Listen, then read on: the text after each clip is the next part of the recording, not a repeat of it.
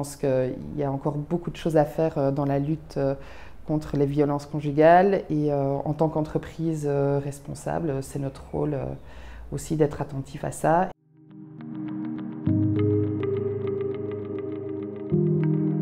Je m'appelle Céline Laurent, je suis gestionnaire pour la société Acelia, qui est une coopérative et une entreprise de titres services active sur Bruxelles.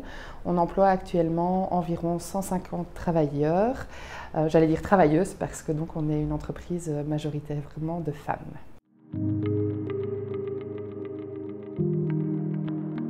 Pour plein de raisons. D'abord parce que les violences conjugales sont partout et ne s'arrêtent pas quand on arrive au travail. On ne peut pas laisser son petit paquet à la maison. Donc c'est des choses qu'on amène au travail quand on est victime de violences conjugales. Aussi parce qu'on sait que les violences conjugales touchent majoritairement les femmes et comme je l'ai dit tout à l'heure, on a une entreprise majoritairement de femmes.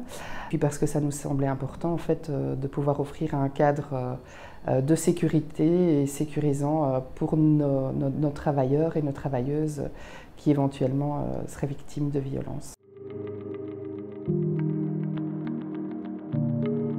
Alors je pense qu'on peut être un lieu d'écoute d'abord pour accueillir la parole. On peut éventuellement aussi être une aide, c'est-à-dire pouvoir offrir un cadre de sécurité, peut-être aussi pouvoir mettre en contact nos collaboratrices avec différentes associations qui pourront les aider dans leur démarche si elles le souhaitent. La première chose qui nous semble évidente, c'est évidemment d'abord d'informer les travailleuses sur le fait qu'elles peuvent déposer la parole chez nous dans un cadre de sécurité. Et donc par rapport à ça, on a déjà mis plusieurs affiches dans chacune de nos agences. On est en train de développer des petites cartes de visite anonymes avec le numéro de téléphone pour l'écoute pour les violences conjugales. Au-delà de ça, on a aussi mis à disposition de nos travailleuses qui le souhaitent un espace dédié avec un téléphone et un ordinateur où elles peuvent venir, si elles en ont le besoin en fait, pour envoyer des mails, donner des coups de fil, etc. Des choses qu'elles ne peuvent pas faire évidemment quand elles rentrent à domicile. Et alors l'étape supplémentaire qui est aussi en projet, c'est de pouvoir du coup libérer du temps pour que les personnes puissent effectuer toutes les démarches pendant leurs heures de travail. L'autre chose aussi, c'est qu'on organise là prochainement, c'est en septembre, une journée de sensibilisation par rapport aux violences conjugales où on va faire intervenir une association spécialisée dans la lutte contre les violences conjugales pour éventuellement répondre aux questions que toutes les travailleuses pourraient avoir par rapport à cette problématique-là.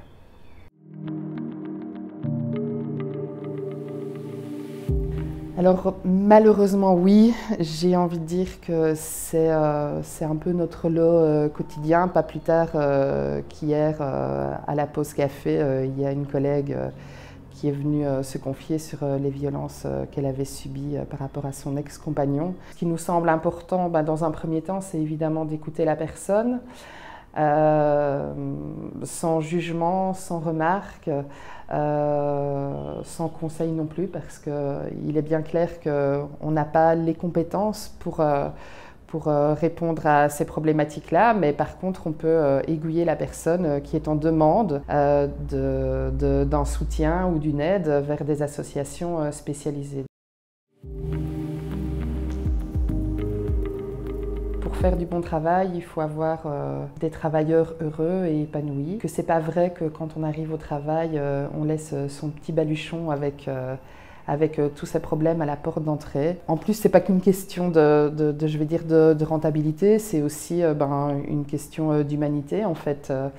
Je pense qu'il y a encore beaucoup de choses à faire dans la lutte contre les violences conjugales et en tant qu'entreprise responsable, c'est notre rôle aussi d'être attentif à ça. Et c'est pas grand-chose en fait à mettre en place pour offrir un cadre de sécurité et bienveillant à nos travailleurs et à nos travailleuses. Et moi j'incite vraiment toutes les entreprises à le faire parce que ça peut changer la vie et de l'entreprise et aussi des personnes qui y travaillent.